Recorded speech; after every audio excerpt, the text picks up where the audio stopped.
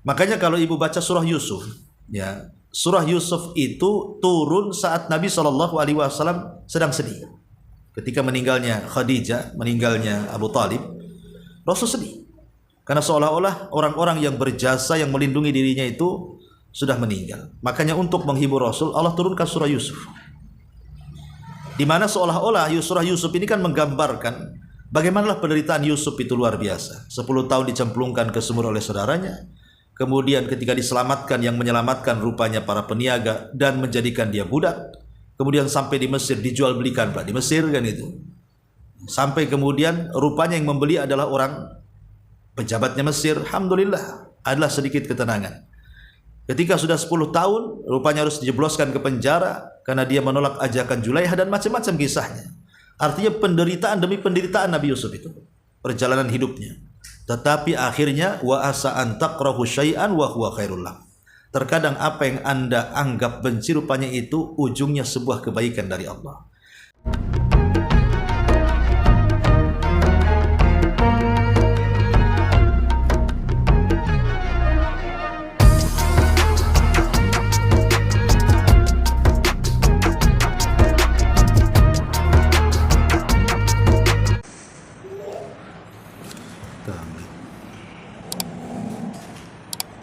Bismillahirrahmanirrahim.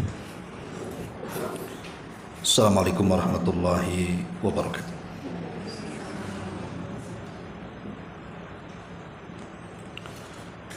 Alhamdulillah wassalatu wassalamu ala Rasulillah wa ala alihi wa sahbihi wa mawalah wa la hawla wa la quwata illa billahi wa ba'du. Alhamdulillah, segala puja dan puji hanya milik Allah subhanahu wa ta'ala. Salat dan juga salam kita hadiahkan kepada Rasul kita Nabi besar Muhammad sallallahu alaihi wa alihi wasallam.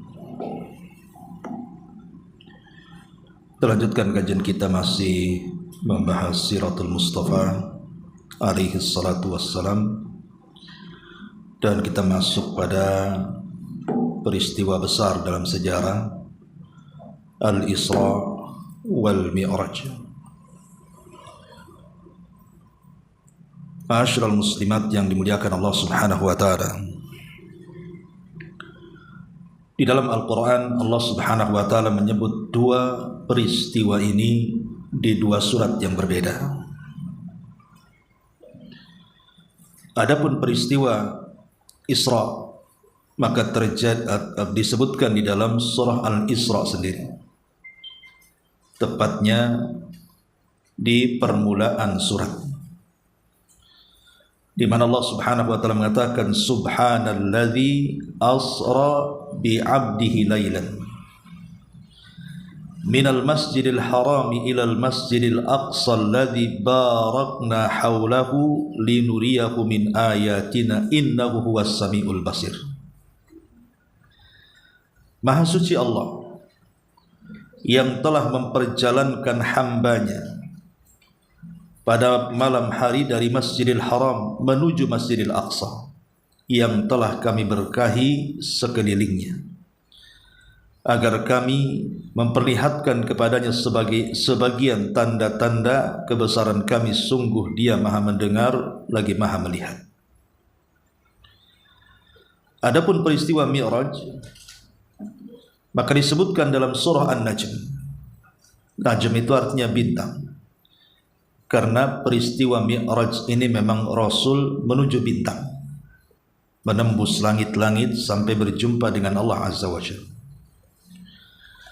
Allah Subhanahu wa taala berfirman dalam surah An-Najm ayat 13 sampai 18, "Walaqad ra'ahu nazlatan ukhra 'inda sidratil muntaha indaha jannatul ma'wa id yaghsa sidrata ma yaghsa ma zaghal basar wa ma tagha laqad ra'a min ayati rabbihil kubra."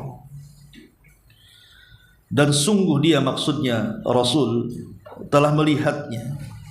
Melihat siapa? Melihat Jibril dalam rupa yang asli pada waktu yang lain, yaitu di Sidratul Muntaha. Di dekatnya ada sorga tempat tinggal di mana ketika Sidratul Muntaha diliputi oleh sesuatu yang meliputinya, penglihatannya tidak menyimpang dari yang dilihatnya dan tidak pula melampauinya. Sungguh dia telah melihat sebagian tanda-tanda kebesaran Rabb-Nya yang maha besar. Di sini Allah mengatakan laqad ra'a min ayati rabbihil kubra. Sungguh Rasul telah melihat sebagian tanda-tanda besar Allah. Di mana? Di langit sana, yang Allah Subhanahu wa taala perlihatkan kepada Nabi kita Muhammad sallallahu alaihi wasallam. Dua surat inilah yang menjelaskan tentang peristiwa besar dalam sejarah, peristiwa Isra dan juga Mi'raj. Tentu kenapa Nabi SAW diperjalankan sedemikian rupa yang belum pernah terjadi sepanjang sejarah manusia. Tidak ada satupun Nabi sejak Adam alaihi salatu wassalam sampai Nabi yang terakhir dari Nabi-Nabi Bani Israel, Nabi Isa bin Maryam, yang pernah diperjalankan seperti Isra dan Mi'raj kecuali Nabi kita Muhammad SAW. Apa penyebabnya?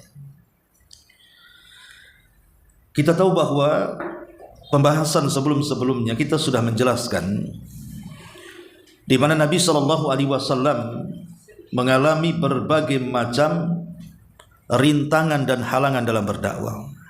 Dimulai dengan wafatnya dua manusia yang sangat berjasa dalam dakwahnya, Khadijah dan Abu Talib. Sampai akhirnya Nabi SAW pun hijrah dari Mekah menuju Taif, berjalan kaki bersama Zaid ibn Harithah sejauh perjalanan 60 mil. Dan Rasul berada di Taif itu selama 10 hari. Nabi SAW berusaha selama 10 hari itu berjalan dari satu kabilah ke kabilah berikutnya di Taif. Tapi tidak ada satupun kabilah yang mau melindungi Rasul untuk menyampaikan dakwah tauhid. Yang ada terjadi pengusiran, bahkan permusuhan yang jauh lebih hebat dibandingkan orang kafir Quraisy.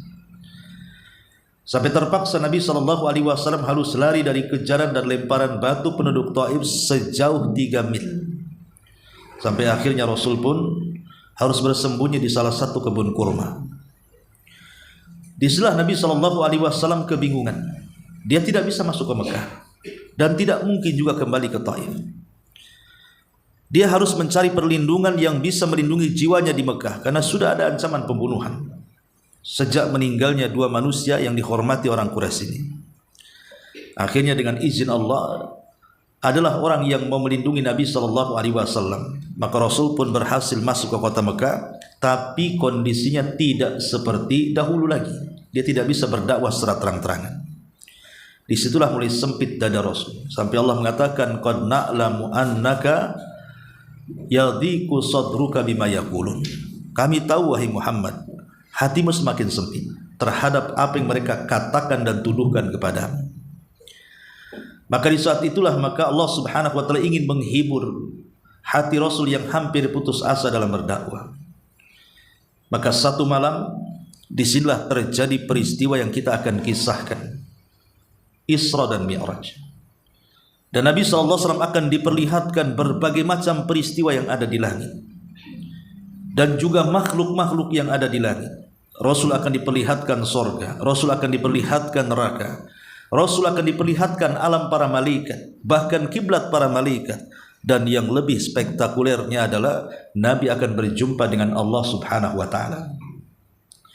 Ma'asyiral muslimat yang dimuliakan Allah Subhanahu wa taala. Di sini pengarang menjelaskan bahwa peristiwa Isra Mi'raj itu kalau ma'ruf di negeri kita selalu dibuat acara.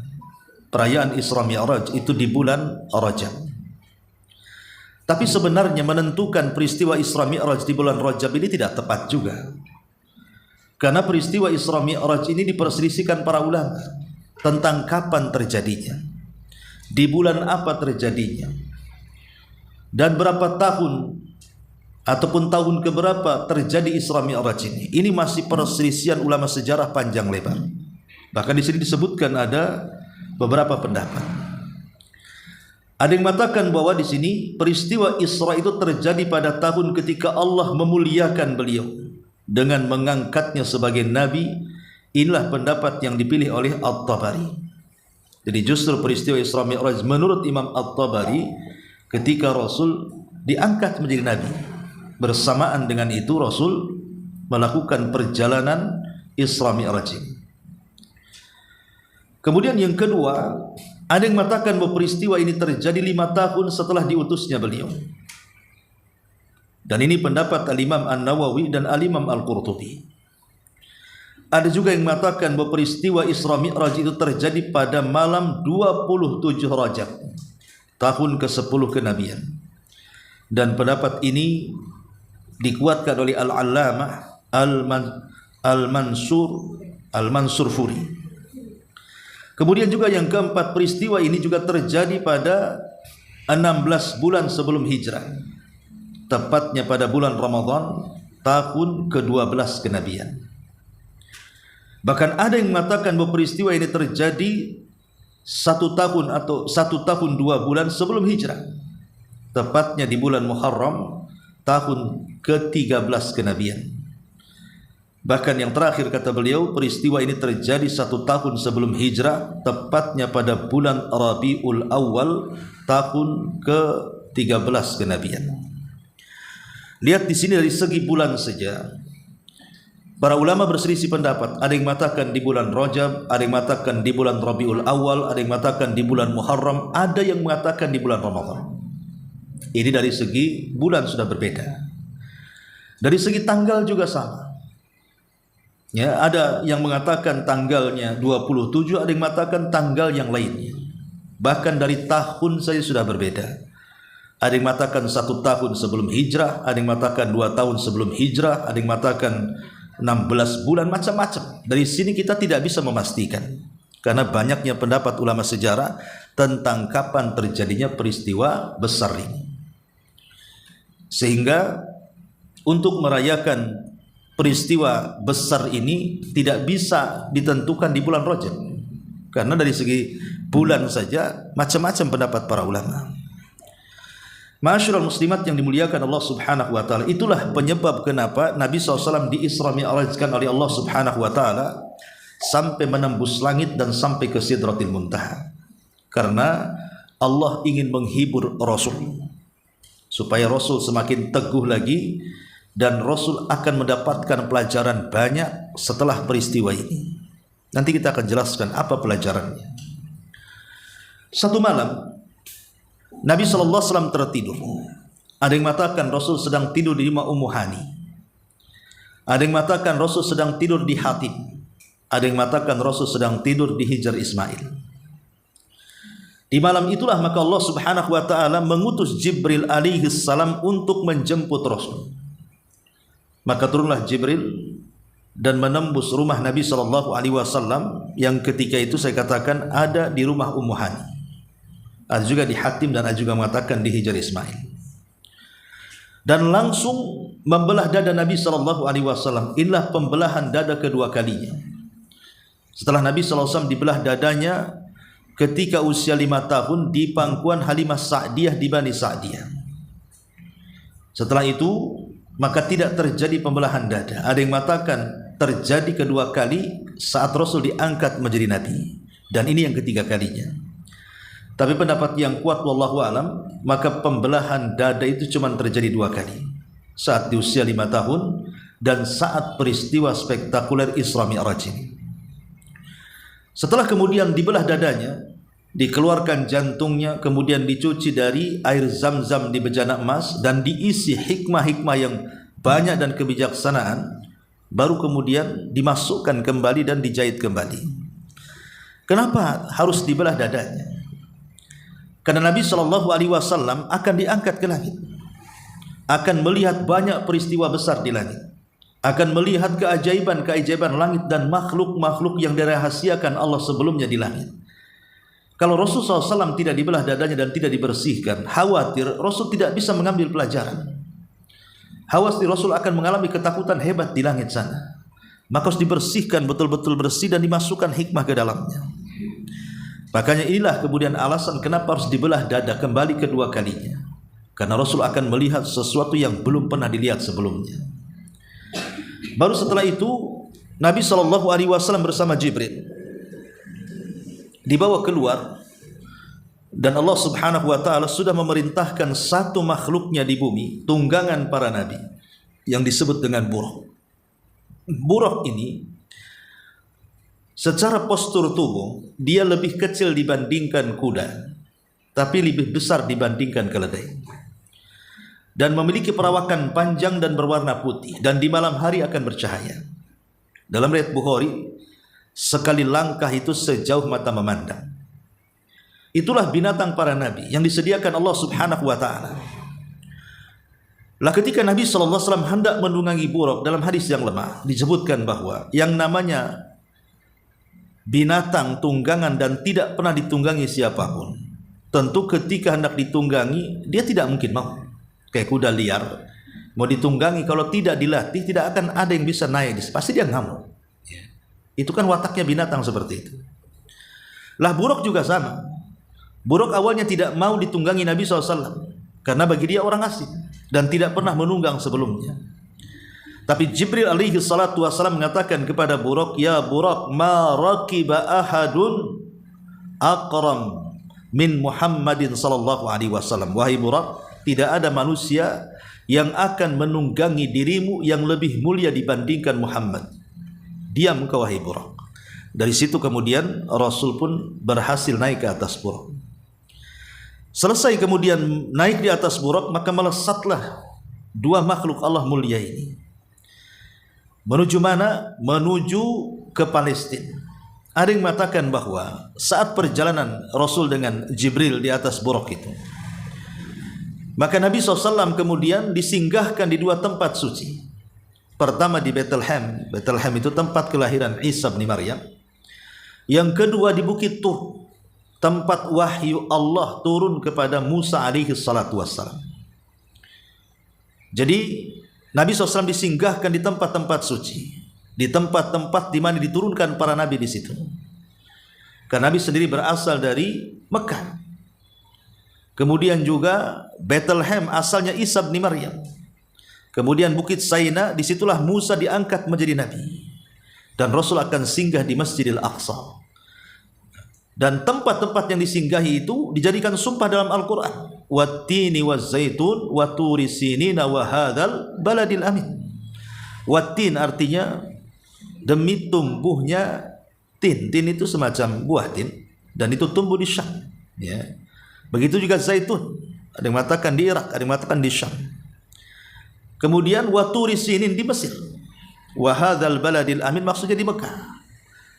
Di mana dalam perjalanan Nabi SAW masuk ke dalam sumpah-sumpah ini. Karena Rasul kemudian ke tempat kelahiran Isa di Syam, kemudian ke tempat turunnya wahyu di Mesir, dan Nabi SAW berasal dari Baladul Amin Mekah dan sampai di Palestina, jantung kota daripada Syam. Disitulah Nabi SAW sampai di Masjidil Aqsa. Lah saat Nabi SAW sampai di Masjidil Aqsa, maka Nabi SAW kemudian menambatkan Buraq di sebuah dinding, yang kemudian dinding itu hari ini disebut dinding ratapan bagi orang-orang Yahudi. Maka mereka akan meratap di dinding itu. Dulu dinding itu tempat tambatan Buraq. Pertanyaannya, bukankah Buraq tidak mungkin lari?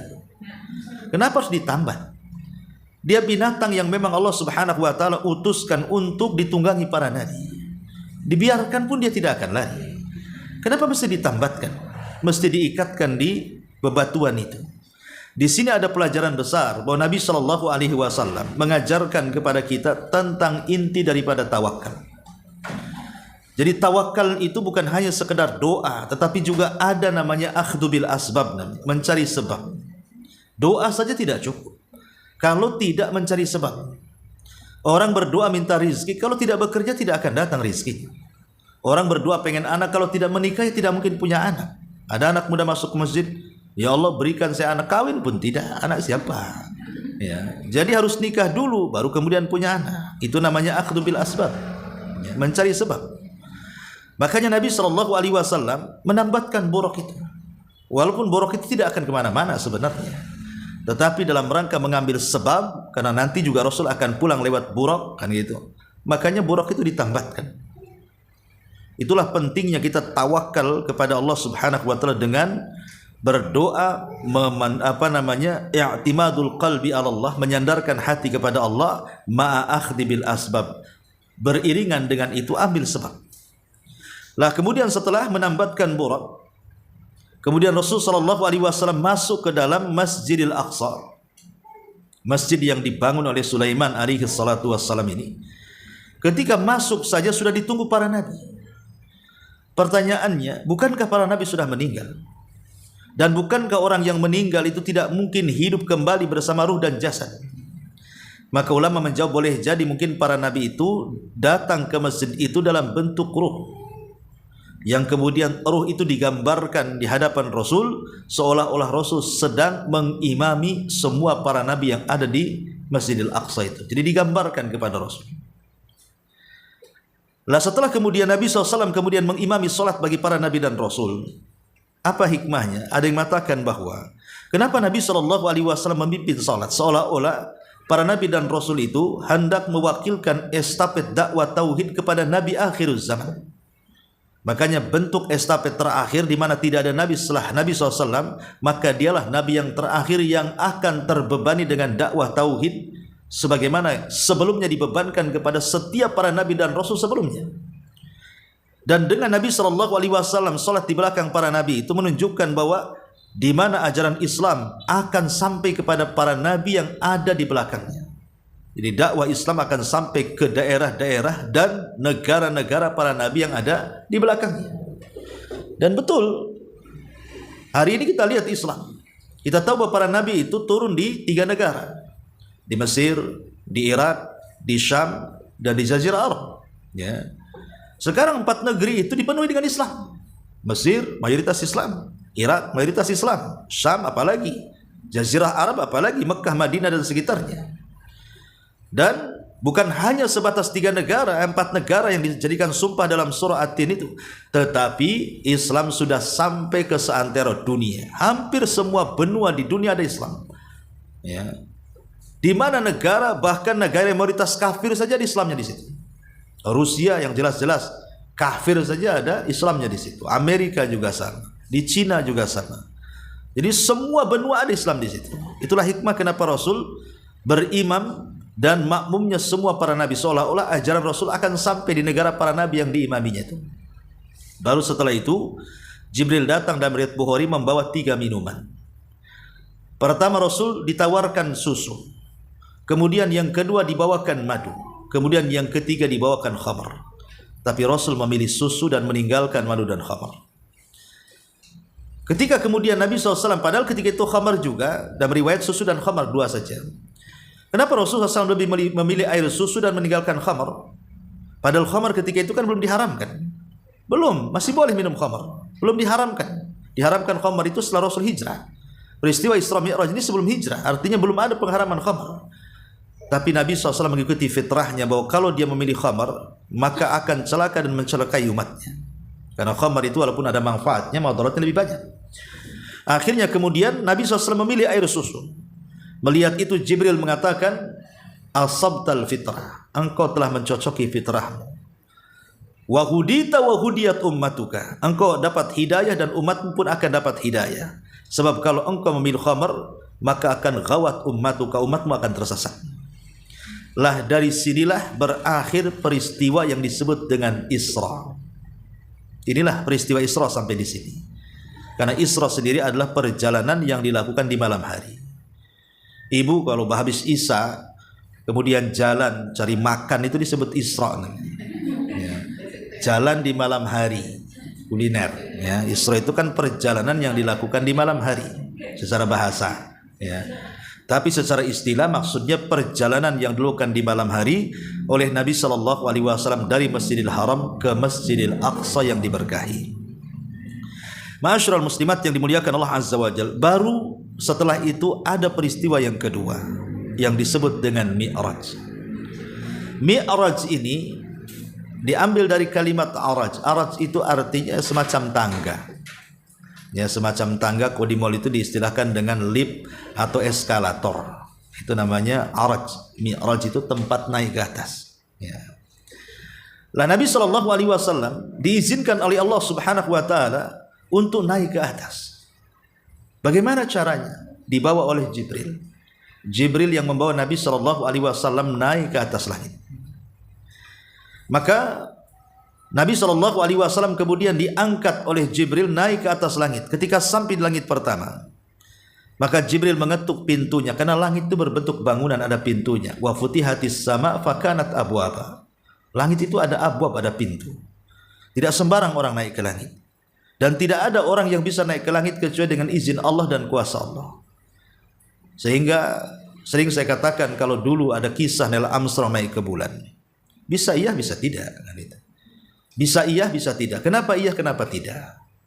Kalau maksudnya bulan itu di bawah langit, ya, Neil Armstrong bisa naik ke bulan, karena kan di bawah langit. Tapi kalau Neil Armstrong naik ke bulan dan posisi bulan di atas langit, mustahil Neil Armstrong naik ke bulan, karena langit itu bentuk bangunan, harus ada pintunya. Neil Armstrong harus lewat pintunya. Tapi kalau di bawah langit, ya mungkin, karena di bawah langit tidak ada pintu, siapapun bisa naik, ya kan? Tetapi itu pun masih menjadi perselisihan orang-orang cerdas, orang-orang pakar, orang-orang pintar. Apakah betul Neil Armstrong sampai ke bulan atau tidak, kan masih diperselisihkan. Ada yang percaya, ada enggak, kan itu ya. Yang enggak percaya berhujah juga. Enggak mungkin lah naik ke bulan katanya. Alasannya apa? Pesawat yang ngapit dia saja ada 2 pesawat, lepas satu, sampai di sana bingung mendarat di mana dia mendarat. Pada bandara Hang Nadim di bulan tuh. Ya. Mana caranya? Pulangnya cemana? Ya. Jadi berangkatnya gimana, pulangnya gimana? Itu kan tidak dijelaskan. Belum lagi bendera yang ditancapkan berkibar-kibar pada kedap oksigen macam-macam kan. Oh, itu ada yang mengatakan itu film Hollywood dan lain-lainnya kan. Macam-macam cerita. Ya, ada juga yang meyakini mungkin saja dia naik ke bulan.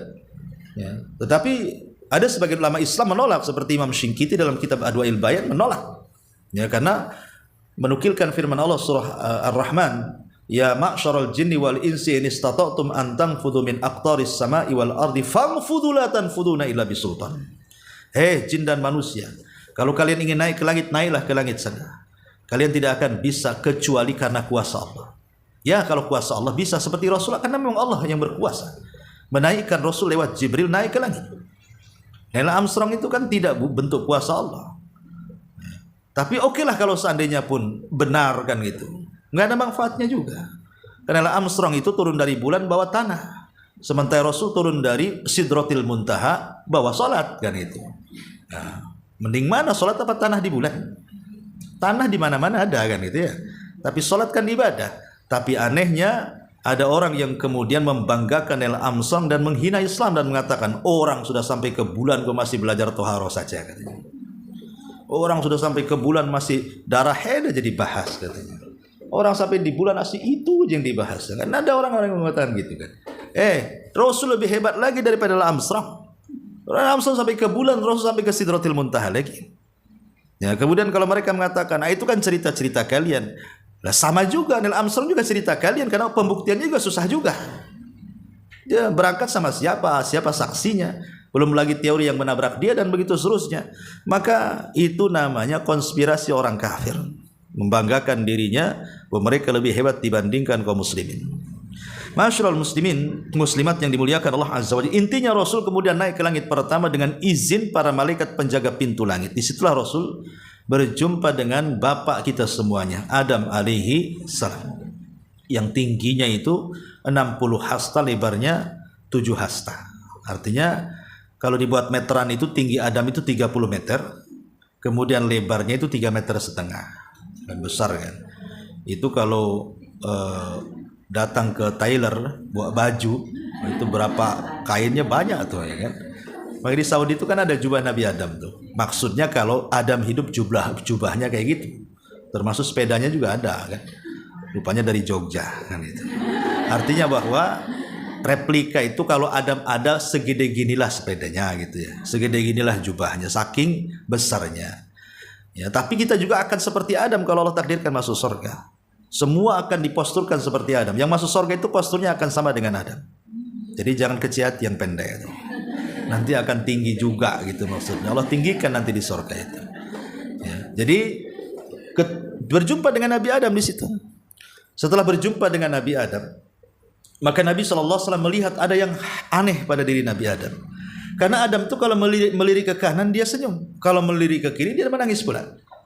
Jadi Rasul bertanya, kenapa Adam itu kok aneh, kadang senyum, kadang menangis gitu. Maka Jibril mengatakan, karena dia melihat ada ruh keturunannya yang Allah takdirkan masuk surga, dia pun senyum. Tapi ada ruh yang dari keturunannya yang masuk neraka, dia pun sedih.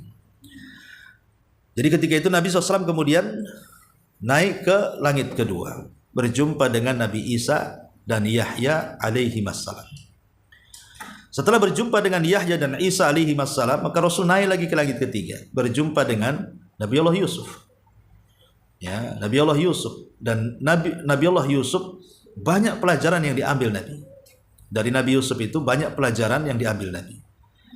Makanya kalau ibu baca surah Yusuf, ya, surah Yusuf itu turun saat Nabi SAW sedang sedih. Ketika meninggalnya Khadijah, meninggalnya Abu Talib, Rasul sedih.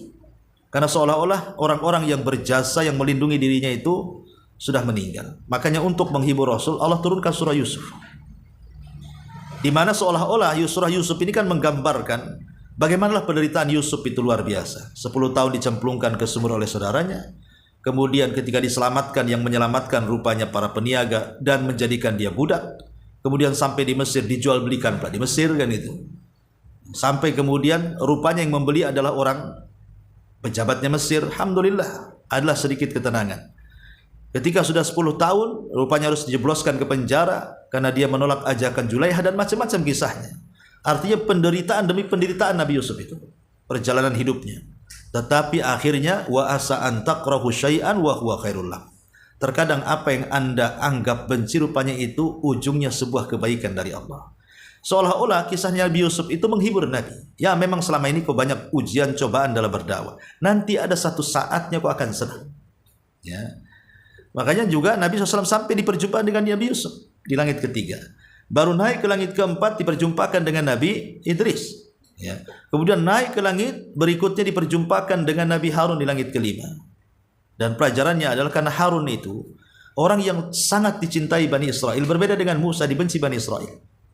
Sama-sama Nabi Bani Israel, tapi Harun itu dicintai karena kelembutannya. Nabi Musa dibenci karena keras. Ya. Apalagi Harun itu dari kecil sampai diangkat jadi nabi, sampai meninggal tidak pernah keluar dari Bani Israel. Tapi Musa kan dari kecil sampai dewasa di rumah Fir'aun, ya, musuhnya Bani Israel. Setelah dewasa kemudian dia membunuh, akhirnya hijrah ke Madian. 10 tahun di Madian. Baru setelah diangkat jadi nabi, baru dia kumpul bersama Bani Israel. Jadi kurang akrab dengan Bani Israel itu kan. Tapi kalau Harun kan memang dari kecil sampai meninggal di tengah-tengah Bani Israel. Makanya Bani Israel suka dengan Harun, dengan kelembutannya, dengan sifatnya, dengan akhlaknya. Artinya bahwa dengan perjumpaan Rasul dengan Harun, seolah-olah Rasul nanti satu ketika akan dicintai umatmu. Ya mungkin sekarang dimusuhi, tapi nanti akan dicintai. Dan kita lihat hari ini, tidak ada manusia yang tidak mencintai Nabi kalau dia seorang muslim. Ya, maka diperjumpakan dengan Harun. Baru setelah Harun, naik ke 6, berjumpa dengan Nabi Musa. Disitulah Nabi SAW mendapatkan pelajaran bahwa Musa itu Nabi yang paling sabar. Walaupun disakiti Bani Israel, dia tetap sabar. Sampai Rasul mengatakan, rahimallah akha Musa, laqad udhiya katsiran fa sabara. Sungguh telah banyak ujian yang menimpa saudaraku Nabi Musa, semoga Allah merahmatinya. Dia tetap sabar dari ujian itu. Seolah-olah Rasul diperintahkan Allah, sabarlah engkau seperti sabarnya Musa. Wasbir kama sabara ulul azmi minar rusul. Sabarlah engkau Muhammad sebagaimana ulul azmi sudah sabar mendahului kamu. Baru yang terakhir berjumpa dengan siapa? Ibrahim alaihissalam, yang merupakan kakek Nabi SAW. Di sekitarnya banyak anak-anak kecil, ya, yang berada di taman-taman. Dan dia sedang bersandar di tiang Baitul Ma'mur. Ya, al-jaza min jinsil amal. Karena dia sudah membangun Ka'bah, maka dia disandarkan di Ka'bah para malaikat. Dan di sekitarnya anak-anak kecil. Ada yang mengatakan anak-anak kecil itu anaknya orang-orang kafir yang mati di waktu bayi. Karena mereka masih fitrah, belum berbuat dosa. Makanya mereka tetap masuk surga menjadi anak-anak. Dan di sekitar Nabi Ibrahim, ya, ramai anak-anak orang-orang kafir yang meninggal ketika bayi. Masyaallah muslimat yang dimuliakan Allah Azza wa Jalla, baru dari situ Nabi SAW diperlihatkan Baitul Ma'mur. Karena kan sudah dekat, tiangnya kan jadi sandaran Nabi Ibrahim. Atasnya Baitul Ma'mur. Baitul Ma'mur itu Ka'bahnya para malaikat. Jadi Ka'bah para malaikat yang setiap hari kata Rasul 70.000 malaikat masuk tawaf, kemudian sehari itu mereka ibadah, kemudian keluar dan tidak pernah kembali. Besoknya masuk malaikat yang berbeda dengan jumlah yang sama 70.000, kemudian tawaf satu hari, kemudian setelah itu keluar dan tidak kembali. Besoknya lagi datang malaikat dengan jumlah yang sama, kemudian pergi dan tidak kembali. Menunjukkan apa? Banyaknya jumlah malaikat. Siapa yang bisa menghitung jumlah para malaikat? Wa may ya'lamu junuda rabbika illa hu, kata Allah. Tidak ada yang tahu jumlah malaikat kecuali Allah. Saking banyaknya tentara Allah. Makanya kenapa Allah Subhanahu wa taala tidak berhajat dengan kita manusia? Kita yang berhajat dengan Allah. Tentara dia sudah banyak di langit. Jadi kalau ada pernyataan bahwa Allah berhajat dengan kita, tidak, Allah tidak berhajat dengan kita. Kita yang berhajat dengan Allah. Satu dunia kita beriman tidak akan menambah kekuasaan Allah. Sebagaimana satu dunia kufur, tak mungkin kekuasaan Allah berkurang. Karena memang sudah banyak makhluk Allah yang beriman. Ya. Hanya manusia dan jin saja yang terkadang ada yang beriman, ada yang tidak. Tapi Allah tidak berhajat dengan manusia dan jin. Manusia dan jin itulah yang berhajat dengan Allah Subhanahu wa taala. Baru sampai di Sidratil Muntaha, Jibril tidak bisa lagi mengantar. Karena tidak mungkin Jibril sampai ke Sidratil Muntaha. Ada yang mengatakan sidrah itu ya pohon bidara, sidrah. Pohon yang sangat besar sekali gitu ya. Dan muntaha itu akhir dari ilmunya manusia. Sampai di situ. Rasul akan ujung di situ, ilmunya makhluk sampai di situ. Ya. Ada yang mengatakan bahwa disebut muntaha itu karena akhir amalan-amalan manusia akan tergantung di situ. Kan setiap Senin dan Kamis amalan kita diangkat. Kemudian Allah melihatnya. Sampai di mana amalan itu diangkat? Sampai di Sidratul Muntaha, digantung di pohon itu. Dan Allah melihatnya. Ya, jadi itu akhir dari ilmu makhluk, ada yang mengatakan begitu, ada yang mengatakan akhir dari perjalanan amal saleh yang diangkat malaikat terakhir sampai di situ. Tapi Jibril tidak bisa naik ke situ. Sehingga kemudian Jibril pun merubah bentuknya, itulah yang disebutkan dalam surah An-Najm tadi. Laqad ra'ahu inda sidratil muntaha tadi. Rasul melihat kedua kalinya Jibril dalam bentuk asli merubah dirinya menjadi makhluk yang bersayap.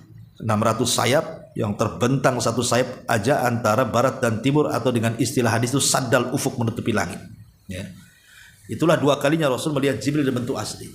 Baru setelah itu Rasul naik dengan menggunakan sayap, dan bahasa Arab disebut rop-rop, diletakkan di bahunya kemudian terbang sendiri. Baru sampai di Sidratil Muntaha. Disinilah kejadian besar terjadi di mana Nabi SAW berjumpa dengan Allah Subhanahu wa taala, kemudian ditugaskan agar disyariatkan 50 waktu sholat. Ya. Setelah kemudian mendapatkan perintah Allah agar Rasul menyampaikan kepada umatnya tentang pensyariatan wajibnya sholat 50 waktu, maka Nabi SAW kemudian turun ke bawah. Dan ingat pertemuan Nabi dengan Allah itu di balik tabir. Allah tidak pernah dilihat di dunia, karena Allah itu hanya akan terlihat di sorga saja atau di padang mahsyar. Tapi selama orang masih di dunia tidak akan bisa melihat Allah. Makanya Aisyah radhiyallahu anha mengatakan bahwa ketika peristiwa itu Rasul tidak melihat Allah, yang dilihat itu cahaya. Artinya yang dilihat itu tabirnya, karena tabirnya Allah itu cahaya. Ada yang mengatakan api, ada yang mengatakan nar, ada yang mengatakan nur. Ya, nar itu api, nur itu cahaya. Jadi Rasul tidak melihat Allah karena ada tabirnya di situ. Tabirnya cahaya. Di balik tabir itu Allah merintahkan Rasul untuk salat 50 waktu dan juga untuk membaca akhir daripada surah Al-Baqarah Amanar Rasul itu.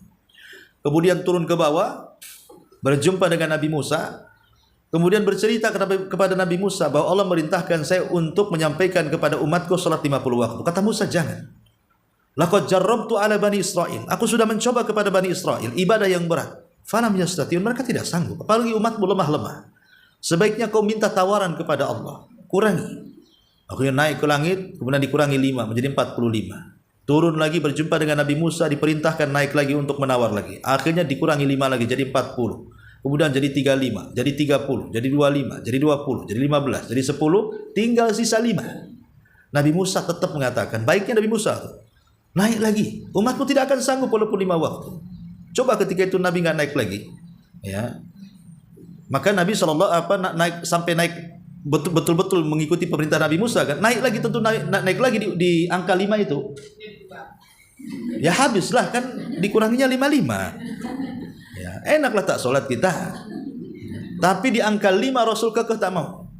Kata Nabi Musa, naik, enggak mau. Naik, tak mau. Fastahyaitu Rabbi. Aku malu kepada Rabb. Sudah 5 saja.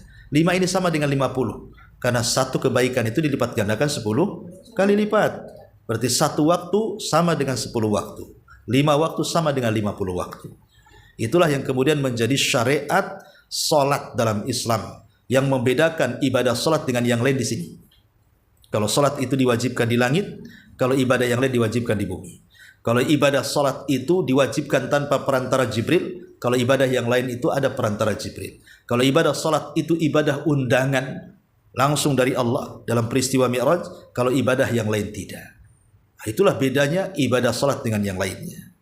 Jadi ibadahnya tanpa perantara, diwajibkannya di langit dan dalam bentuk undangan. Makanya kenapa solat dalam Islam itu sangat mulia.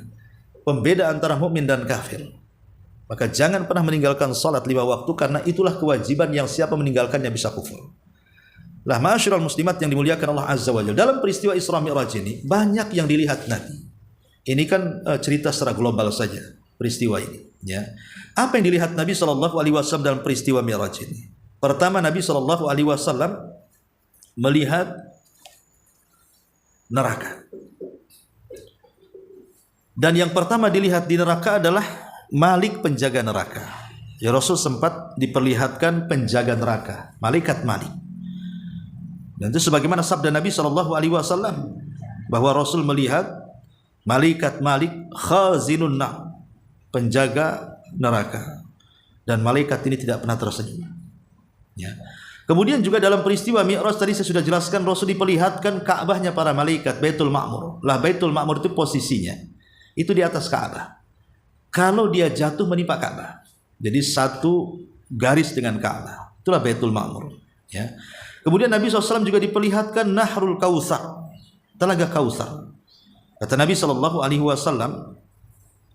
Telaga Kautsar ini, wa huwa nahrun a'tahu Allahu li nabiyhi ikraman lahu hafatahu wal hasal ladzi fi qa'rihi minal lu'lu' wa turbatuhu minal miski. Jadi Nabi SAW diperlihatkan Telaga Kautsar yang di dua tepinya terdapat rumah-rumah kecil yang terbuat dari mutiara yang berrongga dan tanahnya berbau harum seperti harumnya minyak misik. Ya. Kemudian yang keempat diperlihatkan dengan peristiwa yang terjadi di neraka. Apa saja yang terjadi di neraka? Pertama, Nabi SAW diperlihatkan ada orang yang diazab dengan azab yang berbagai macam. Jadi Rasulullah SAW melihat ada orang diterentangkan.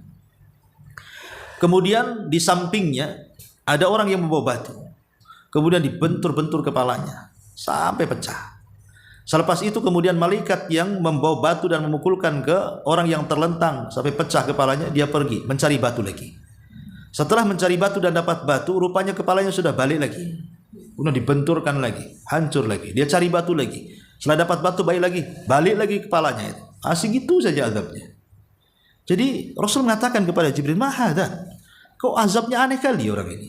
Apa dosanya?" Maka Jibril mengatakan, itulah orang-orang yang saat datang waktu sholat sengaja dia tidur. Datang azan sengaja dia tidur, bukannya sholat. Ya, justru dia meninggalkan sholat malah dia keasikan tidur. Itulah hukumannya. Naudzubillah. Ya. Kemudian Nabi SAW diperlihatkan ada orang yang kemudian bibirnya atau mulutnya dingangakan. Kemudian dimasukkan pisau semacam celurit. Kemudian ditarik, dirobek sampai ke tengkuknya sebelah kanan.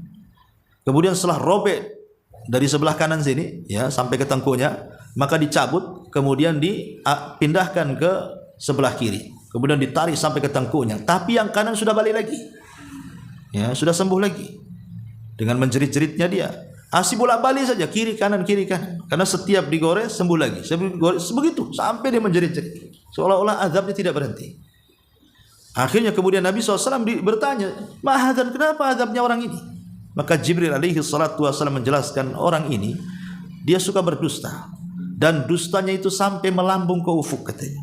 Apa maknanya dustanya sampai melambung ke ufuk itu? Maksudnya dustanya itu sampai kemana-mana. Kalau orang dulu berdusta menyebarkan hoax itu agak sulit menyebar, karena biasanya kalau dari mulut ke mulut ke telinga itu agak lama. Kalau zaman dulu kan belum ada handphone kan, dari katanya kan itu ya, katanya si anu, katanya si ini. Mungkin satu kampung itu seminggu baru tersebar kan. Kalau sekarang mana? Ibu tulis saja di Facebook gitu ya, buat berita hoax. Hari ini di-share, hari ini sudah tersebar. Satu dunia lagi orang bisa terkena hoax. Ya, jadi itulah namanya dusta sampai melambung ke ufuk tuh. Banyak korbannya. Nah itulah siksanya seperti ini. Kemudian ada juga yang kemudian Rasul diperlihatkan orang-orang yang diberikan kuku terbuat dari tembaga. Jadi kukunya tiba-tiba tumbuh sendiri, tapi kukunya itu terbuat dari tembaga. Tiba-tiba kemudian dengan sengaja kuku itu mencakar-cakar wajahnya. Cakar wajahnya, kemudian dicakar dadanya. Ya, lihatlah tembaganya. Sampai robek, sampai ke dalam, sampai tulangnya nampak. Dan dia tidak bisa menghentikannya, padahal dia sendiri yang mencakar. Ya, bayangkan, sampai darah kemana-mana. Tapi setelah dia mencakar kemudian wajahnya sampai rusak. Setelah itu dia mulai mencakar dadanya, wajahnya balik lagi. Ya. Kemudian setelah dadanya rusak, mau mencakar wajahnya, dadanya balik lagi. Asli begitu saja sambil menjerit-jerit. Ya. Maka Rasul mengatakan, apa dosanya orang ini? Maka Jibril kemudian menjelaskan, haula'il ladzina ya'kuluna luhuman nas wa yaqau fi aradihim. Itulah dosa orang yang memakan bangkai saudaranya. Dosa ghibah. Ya, dosa ghibah itulah nanti akan mencakar-cakar wajahnya sendiri dan mencakar dadanya sendiri. Ini kan ngeri ya. Kemudian juga Rasulullah SAW diperlihatkan ada kuali kuali besar semacam ya danau mungkin ya. Isinya darah di situ. Jadi semacam sungai darah. Kemudian ada orang yang berenang di dalam danau itu, danau darah itu. Dia tidak bisa ke pinggir. Karena kalau dia ke pinggir, maka para malaikat itu sudah berjaga-jaga di pinggir-pinggir danau itu dengan batu untuk disuapkan ke mulutnya. Sehingga dia takut. Makanya dia hanya berenang-renang di tengah-tengah. Bagi siapa yang kuat berenang? Sampai kapan orang kuat berenang coba? Pasti mati juga di situ. Ya. Jadi dia susah, setiap ke pinggir disuapi batu, ke tengah lagi. Pinggir disuapi batu, ke tengah lagi. Asli itu saja. Akhirnya kemudian kata Rasulullah SAW kepada Jibril, itu dosa apa orang itu? Maka Rasul mengatakan itulah dosa akilur riba, pemakan riba. Itulah dosanya, naudzubillah. Ya. Kemudian Nabi SAW juga diperlihatkan bukan hanya siksa neraka dengan berbagai macam bentuk siksanya, tapi Rasul juga diperlihatkan sajaratuz zakum, makanan penduduk neraka, neraka zakum. Sajaratuz zakum itu pohon yang tumbuh dari dasar neraka. Itulah pohon yang dilaknat, yang berduri. Jadi buahnya kalau dimakan itu maka dia akan sampai di tenggorokan dan menghancurkan tenggorokan, tidak sampai ke perut. Ya gimana gitu? Kayak ibu makan kulit duren, nah, kayak gitulah. Ya, tetapi kan zakum bukan duren, zakum lebih hebat lagi. Ya. Biji kedong-dong enggak lah kan gitu. Kecuali kalau ibu taruh jarum banyak-banyak di biji kedong-dong, itulah zakum mungkin ya. Itu. Tapi lihat diperlihatkan zakum. Ya, di mana mayang-mayang kepala setan ya. Jadi banyak yang diperlihatkan oleh Allah Subhanahu wa taala dari azab neraka, yang termasuk juga orang yang digoreng dalam kuali. Dijelaskan kan ada orang yang digoreng di kuali itu telanjang, rupanya itulah para pezina. Sengaja kuali itu dibakar dari bawah. Kemudian ada laki-laki dan perempuan yang telanjang, kepanasan dalam kuali itu. Setelah ditanya siapa mereka dan azabnya apa, maka Jibril mengatakan itulah az-zaniyah, az-zani waz-zaniyah. Laki-laki yang berzina dan wanita yang berzina. Sebagaimana dia merasakan kenikmatan dari kepala sampai kaki, maka dia akan merasakan azab dari kepala sampai kaki. Jadi itulah juga di antara azab-azab yang diperlihatkan oleh Allah kepada Nabi dalam peristiwa Isra dan Mi'raj itu. Ya. Bahkan dalam riwayat juga banyak yang diperlihatkan Rasul, seperti dalam riwayat Bukhari. Ya. Kata Nabi SAW, "Ra'aitu lailata usriya bi Musa rajulan Adam tuwalan ja'dan ka'annahu min rijali sanu'ah wa ra'aitu Isa rajulan marbu'a al-khalqi ila al-khumrah wal bayad sabita ra'si wa ra'aitu malika khazinal nari wad dajjal fi ayati arahunna Allah iyahu fala takun fi miryatin min liqa'i." Kata Nabi SAW, pada malam Isra aku melihat Musa yang berkulit sawo matang, tinggi, kemudian rambutnya keriting, seolah-olah pemuda Sanu'ah, kabilah dari Qattan, itu warnai kulitnya hitam kayak ya. Kemudian aku juga melihat Isa sebagai seseorang yang sederhana, tinggi badannya, mempunyai warna kulit yang sederhana antara merah dan putih. Ya. Dan juga aku diperlihatkan penjaga neraka, maksudnya Malik. Ya. Kemudian juga aku diperlihatkan Dajjal. Jadi Dajjal diperlihatkan seperti ini. Ya. Jadi Rasul diperlihatkan Dajjal, rupanya bentuknya bahwa Dajjal di akhir zaman akan muncul seperti itu. Jadi Nabi SAW diperlihatkan macam-macam, termasuk juga Rasul diperlihatkan surga. Bahkan masuk ke dalam surga. Kalau neraka kan diperlihatkan. Karena tidak mungkin Rasul masuk neraka, terbakarlah kan itu. Jadi hanya diperlihatkan saja. Tapi kalau surga Rasul masuk. Rasul masuk, ketika dalam surga Nabi SAW mengatakan ittala'tul jannah fa idza ana biqasri minadz dzahab. Aku masuk ke dalam surga, tiba-tiba ada istana terbuat dari emas. Heran dia. Kemudian diberitahu itu istananya Umar. Ya, maka Rasul kaget, kok Umar sudah ada istananya. Dia pengen tahu istananya kayak apa, pengen masuk. Tapi Rasul terhalang dengan bidadari yang ada di pintu istana. Karena itu bidadarinya Umar, Rasul tertunduk kemudian pergi. Makanya kemudian ketika Rasul menceritakan soal bidadari Umar, maka Umar menangis dan mengatakan, "Alaika agharu ya Rasulullah. Apakah aku harus cemburu dengan kamu? Masuk aja," kata Umar itu. "Oh tidak, itu milikmu bukan milikku," katanya kan. Gitu. Jadi Rasul tidak jadi masuk, tapi kan diperlihatkan istananya Umar di situ. Ya, kemudian juga Rasul diperdengarkan ada suara terompah, suara sandal, tapi tidak ada orangnya. Ya, kemudian Rasul bertanya, Jibril itu suara terompahnya siapa? Kata Jibril itu suara terompahnya Bilal. Bayangkan orang yang belum masuk sandalnya sudah di surga. Itulah Bilal. Ya, ketika ditanya oleh Rasul setelah peristiwa itu, kata Bilal, karena aku selalu wudu kemudian merutinkan 2 rakaat selepas wudu. Makanya Bilal terkenal sahabat yang tidak pernah meninggalkan wudu. Batal wudu lagi sampai dia meninggal. Ya, Bilal bin Rabah. Bahkan dia melihat atau mencium bau yang sangat semerbak harumnya. Sampai Rasul ini bau apa ini? Kemudian kata Rasul, kata Jibril, itu harumnya Masyitah. Ya, Masyitah itu tukang sisirnya putri Fir'aun yang digoreng satu keluarga oleh Fir'aun karena beriman dengan agama Nabi Musa. Ya, jadi macam-macam lah Rasul diperlihatkan di surga sebagaimana Rasulullah SAW diperlihatkan api neraka. Baru kemudian Rasul turun ke, termasuk juga Rasul melihat ada anak-anak yang bergelayut di tetenya seorang ibu. Ya, jadi itu bukan mahramnya, mempermainkan tetenya seorang wanita. Kemudian ditanya apa masalahnya, itulah wanita-wanita yang memasukkan yang bukan mahramnya ke dalam rumahnya. Tidak boleh wanita-wanita memasukkan laki-laki yang bukan mahramnya ke dalam rumahnya. Walaupun itu supir Grab kan itu ya. Ibu kalau cewek dia apa ya di pagar aja lah, yang suruh masuk ke rumah. Ya kan ada orang yang saking baiknya ramah, kononnya ramah kan itu ya. Ayo masuk, dikasih minum, dikasih apa kan itu ya. Bukan saatnya ramah Bu itu. Karena tidak boleh masukkan laki-laki yang bukan mahramnya ke rumahnya.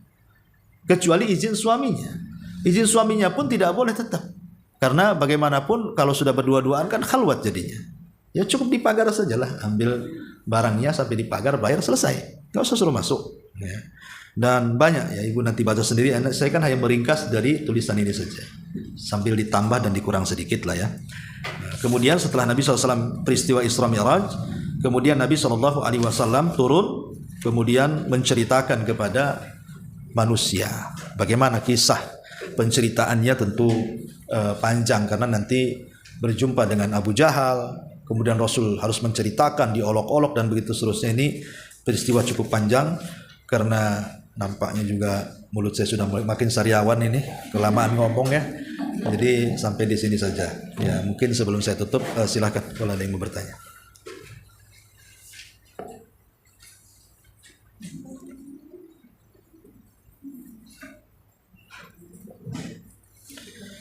Baik, kalau nggak ada, sudah jam 11 juga. Subhanakallahumma bihamdika, asyhadu an la ilaha illa anta, astaghfiruka.